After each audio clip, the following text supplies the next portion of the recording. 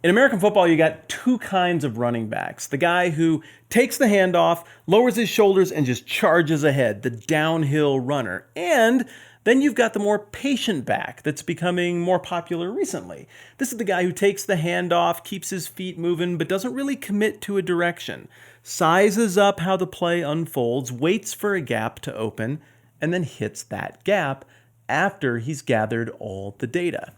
When it comes to the Bible, we all want to know what it means. We all want to sort it out. The thing has huge stakes and implications, and the temptation can be to treat the Bible the same way a downhill running back treats advancing the football. Just charge in, find a phrase, latch onto it. That's clearly what it means, and then no matter what, just keep charging ahead through passage after passage. But I think a far better way to interpret the Bible, or really any document, is that more patient approach. Sit back for a minute, be patient, gather all the data first, and then worry about figuring out what it actually means. Then worry about moving forward.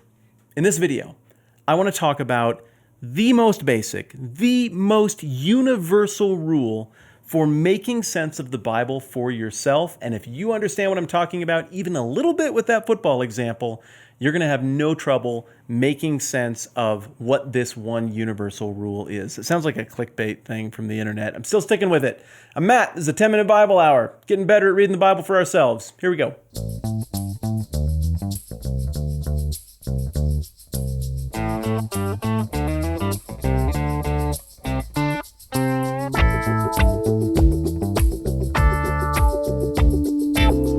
All right, so we pick up the Bible, we look at a passage. Our impulse is to say, get me to the answer, cut to the chase. What does it mean? How should I live? How should other people live? How should society be? What's moral? What's God like? And it's great that we have those questions, and I think the Bible really speaks to that stuff. But if we put our shoulder pads down and charge ahead indiscriminately, I think we run the risk of interpreting it badly and answering all those questions incorrectly. Sure, we'll get right to meanings, but the meanings might not be the right meanings.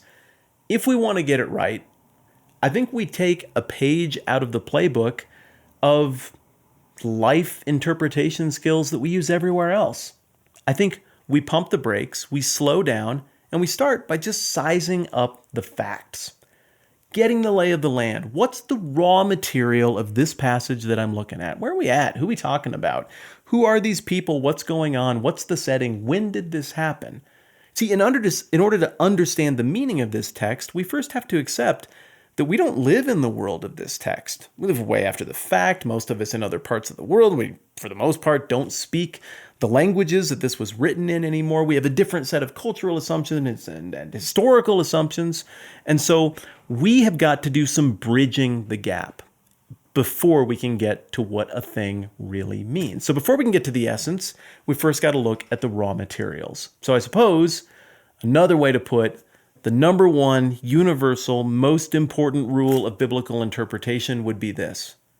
We observe first, and then and only then do we dig into what it might mean or interpret it. The fancy words for this are observation, sometimes called exegesis, and interpretation is sometimes called hermeneutics. Now you might be sitting there feeling like, how hard can it be? I just want to open the thing and read it and God will show me what it needs to be. It's just words on a page. This isn't hard. And you're right. It isn't hard because you are intuitively an expert at interpretation. You do this all the time. Any song that comes on, any advertisement you see, any movie you watch, you're constantly interpreting. In fact, this is probably one of the skills in your life that is so sharp that you don't even realize you're employing it most of the time. This document is meant to be understood, even though there is some bridging of the cultural historical gap that goes into it, and you can do this on your own. But you choose to do some of this with me. So thanks for showing up and letting me be a part of the conversation.